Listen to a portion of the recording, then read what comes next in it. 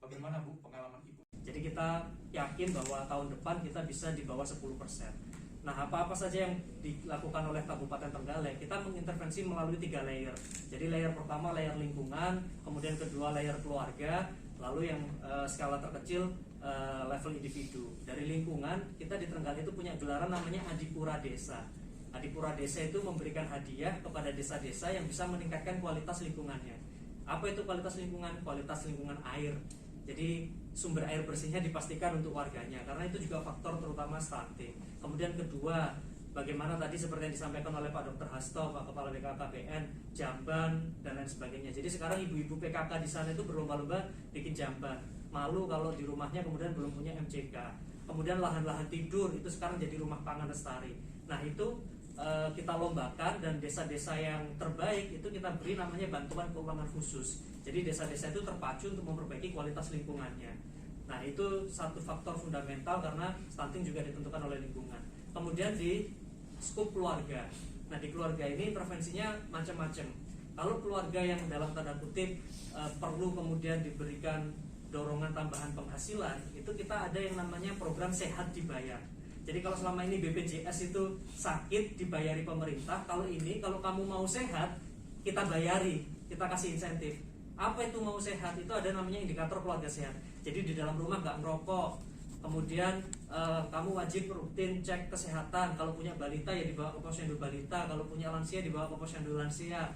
Nah itu semua kemudian kita mempermudahkan pemerintah untuk melakukan identifikasi kesehatan, sehingga penanganan di sisi keluarga, terus kalau menerapkan makan yang sehat, terus kemudian menerapkan pola hidup sehat, itu dihitung poinnya, dan kemudian setiap bulan kita beri insentif. Jadi ini menggeser dana promotif preventif, yang biasanya kalau promotif preventif itu kita bikin sosialisasi, bikin pertemuan-pertemuan, duitnya habis untuk acara-acara seremonial. Nah ini kita geser untuk kita berikan insentif kepada keluarga-keluarga tersebut, sehingga harapannya indeks keluarga sehat di Trenggalek juga bertambah.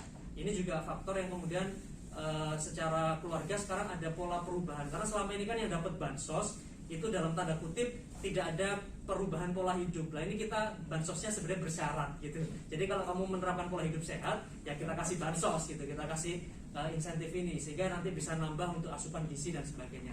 Nah yang skup terkecil itu adalah di skup individu. Nah, seperti yang diarahkan di Ron Pasti ini, salah satunya adalah pendamping. Beliau juga sudah memberikan BOK. Nah pendamping ini nanti di Trenggalek ada sekitar 1689.